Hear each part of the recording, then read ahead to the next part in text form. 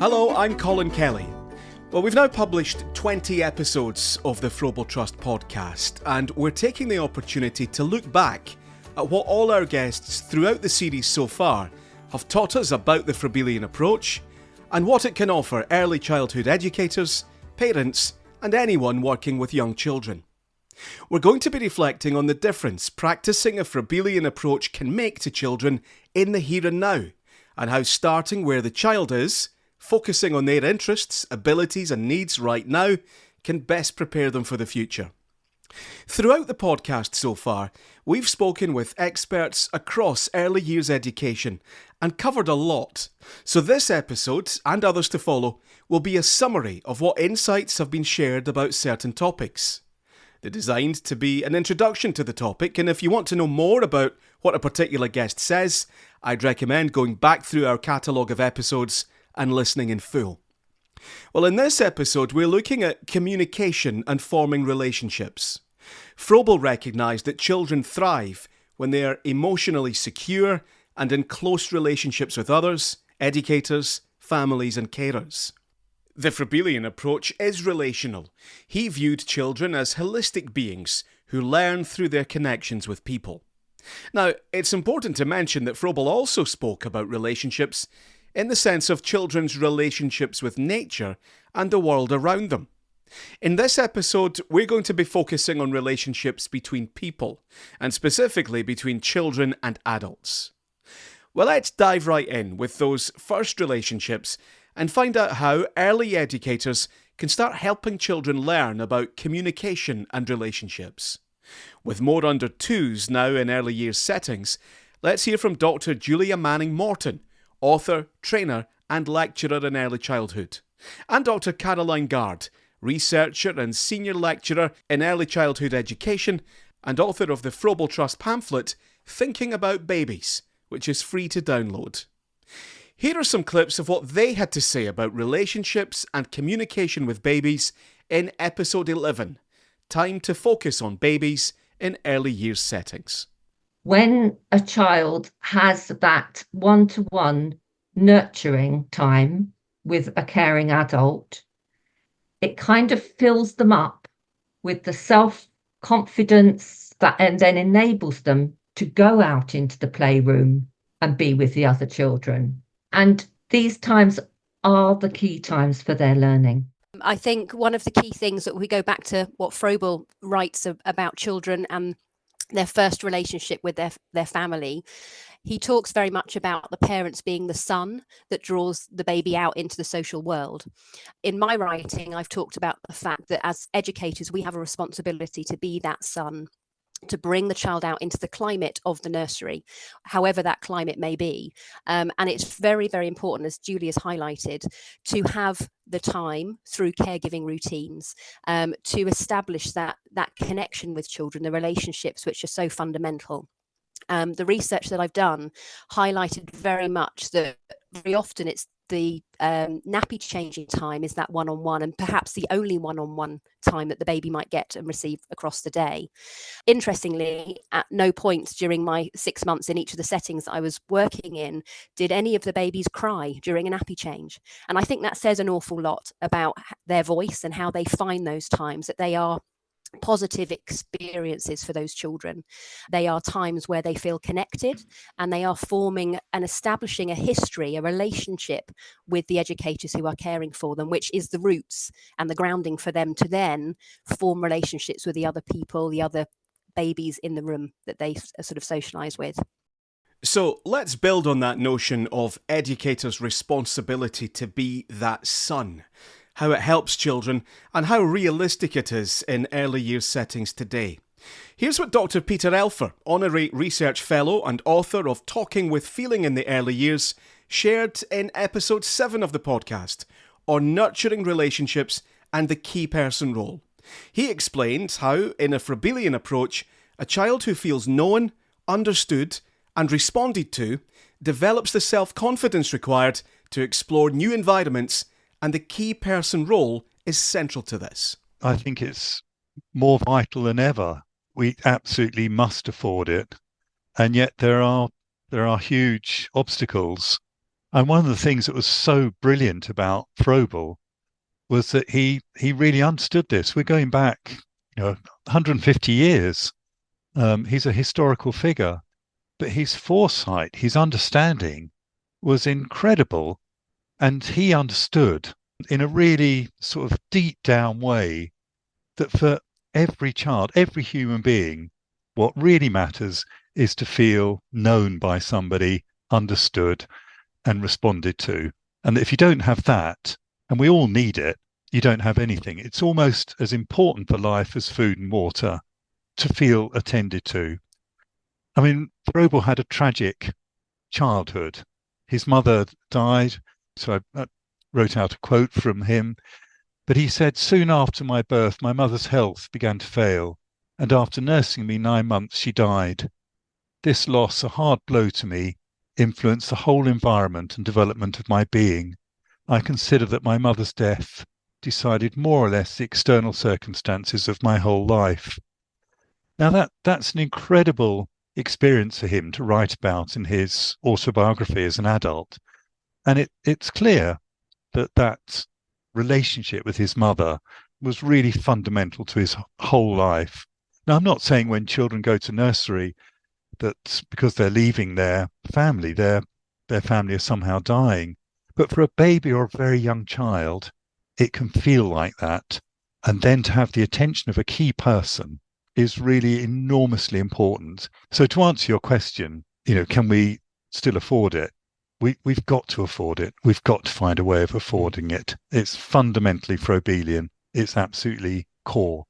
And what about how educators feel? Does this make a difference to their relationships with children and what it teaches those children about communication? Can they sense if an educator doesn't feel connected to them? Well, in this episode, we also heard from Dr. Robyn Dolby, a psychologist and researcher based in Australia. Robyn has been working in the field of infant mental health and supporting educators in early years settings for over 40 years. Children can feel how you're feeling. And one of the things that we're so interested in is in building connections with children. I think educators think that they think about the connections that they can build in peaceful moments, like when the children are settled and ready for play. But the whole basis of our work is about how to stay close and build connections around painful feelings. Because if you're too frightened as an adult to connect with a child around a painful feeling, then the child can't connect with you because they can't feel enough of you and they can't feel understood by you. So I would see that as critical work. And also, it's often an area where if you work on it together, we like to work with everyone in a service, you build strength in each other. And a doubt that you might have that maybe I'm not as good as Mary is in comforting a child doesn't matter anymore because you're all looking and working on this together.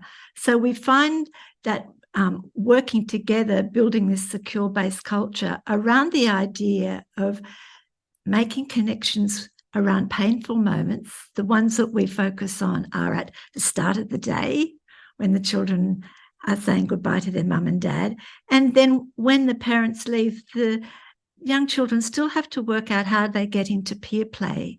And that's also a stressful time. So we look at that focus, and we often find if we really are with the educators in that part of the day, then the rest of the day goes well. And the children start to use the educators in the way that attachment theory would talk about as a secure base. So they know that they can come back to you if something goes wrong. And Holli Williams, who was also a guest presenter on episode 7 alongside Peter and Robyn, also spoke about this in relation to supporting them for the future.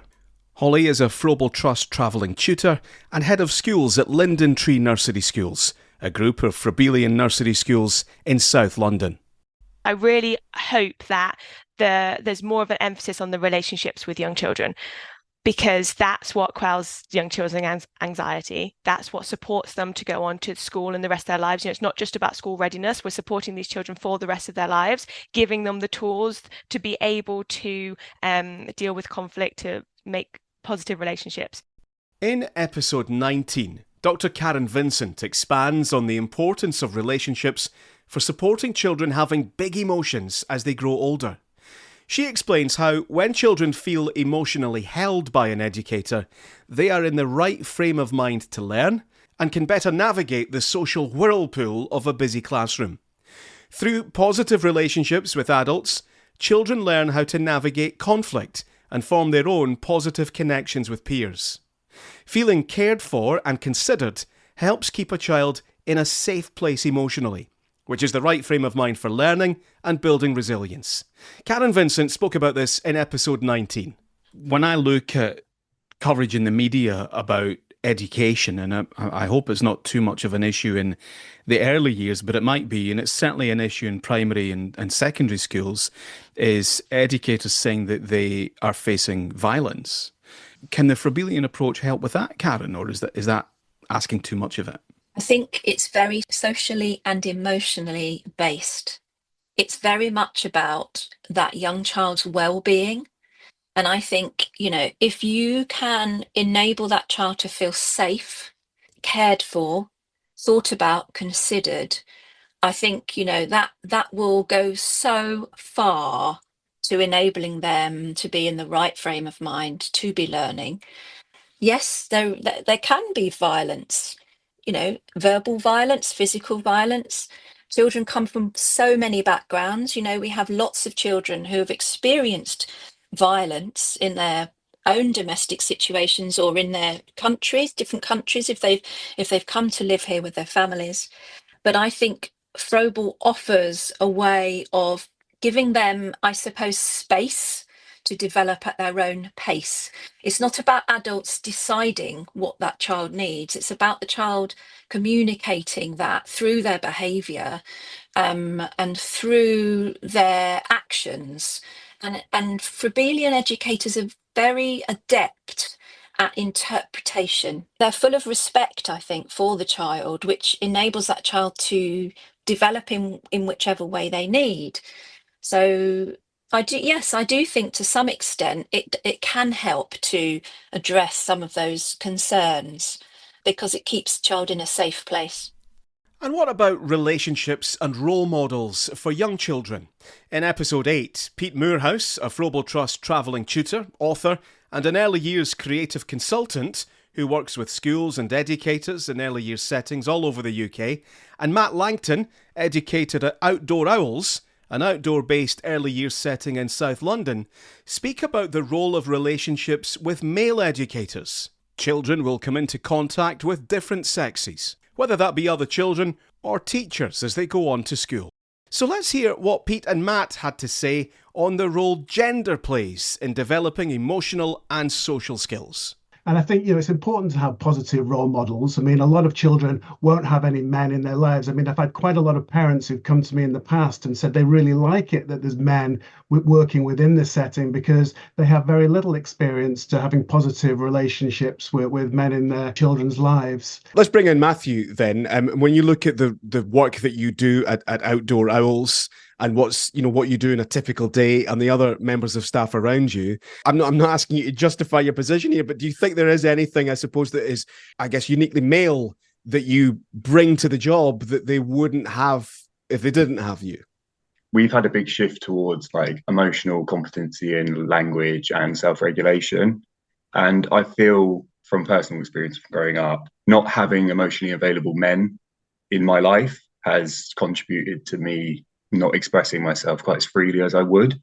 I think it's important that there are men in the setting that are emotionally available. So specifically little boys know that it's okay to feel and to express themselves and to have negative emotions and show their sadness and cry without it being man up or get on with it, that sort of thing.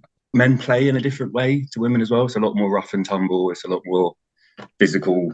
Rough and tumble play with young boys is a good way for them to learn empathy through their actions. having that space with me and the other men that I work with to be able to engage in that without quite as much hesitation around the rough and tumble play, I think is really important as well. If you look at male suicide rates in not just this country but across the world, a lot of it is because they're not talking about things. In their most formative years, it's really important to set that standard for them where it is acceptable for you to feel bad and it's acceptable for you to express what you're feeling as well and not hold it in and it come out in terms of, like, as you say, aggression or something like that. I think it is quite a big reflection on my experiences that I want to give the children in my care as much of what I felt like I should have had when growing up, so that then when they are older, they're not going to be hiding things and not talking about things and being ill, essentially. Episode 18 was all about connections and relationships with parents and families. Here, Holli Williams and Rachna Joshi, co-authors of the Froebel Trust pamphlet Connecting with Parents, Families and Communities, a Starting Point, explain how these support educators' observations of children and enable them to better support children. But how do you go about this? And so, when you're getting to know these families, I mean, I guess they might get shown round, there might be a visit, there might be a conversation. You get that, oh well, it's mummy and mama, or, they're attached to this little toy rabbit called, Fluffles or whatever. Does that get written down and then shared among the staff? Or is it just in somebody's head? Like, how much time does it take? I think the initial stuff, I mean, we touch on some of it in the pamphlet around all about me forms, starting points, telling us all of that important fundamental stuff. Who is in your family? Who is in your house? Do you have any pets? Have you relocated here? Are there any other special people we should know about? Is there a Fluffles that we need to make sure is always at sleep time, always goes in the bag at the end of the day? Things like that, yes, are all written down. I mean, we use digital online learning journals, which information is all collated and then shared amongst the team. But you generally will have a key person. Settings will use a key person approach. Some settings will assign a key person beforehand, and then that's that key person's responsibility to make sure they are developing those relationships. Or they will wait and see if a child gravitates towards a particular person, develops those relationships more naturally, and then they will become their key person. And that is the person that families are kind of pointed at, if you like, to know their children specifically. It's the time that you take, but you have to want to. You have to have that desire to develop those relationships with the families and the children that you come in, because otherwise, what's the point? We're a very caring profession, and these children genuinely matter to us. That's where it really comes from, that desire to form that connection. Well, so you said you have to want to. Now, you're both working in busy settings. Is the time there then for those that want it? Or do you think there might be people listening to this who would think, well, that sounds great, I'd love to take that time, but I'm not given that time? I just don't think you can do your job as an educator if you don't spend the time to know the children, because that's where you're teaching from. You observe the children, you get to know them, you interact with them, and that's that supporting and extending. You have to know the children really well to be able to effectively teach. Yeah, 100% agree. And you have to have the support processes in place within your setting to make that happen. So, and it's the culture that you create and the team that you have, and where we are, some of our children are only in 2 days a week, some of our children are in 5 days a week. So it's like, how much time are you making sure you're spending with those children who are only in 2 days a week? And do you know them as well? And if you don't, well, how can you get to know them more? And you really need to have that support processes around, and the management team around, who also make sure that is a key part of the day-to-day. Well, there you have it, a summary of the abundance of information shared throughout the podcast series so far on the importance of relationships in a child's life, and how a Froebelian approach can support children with developing meaningful relationships and communication skills. If you've enjoyed listening today and would like to hear more from any of the guests we've highlighted in this episode, you can go back and listen to any of the episodes on the Froebel Trust website. There's also a video linked in the podcast description which shows a Froebelian approach to developing relationships and communicating in action.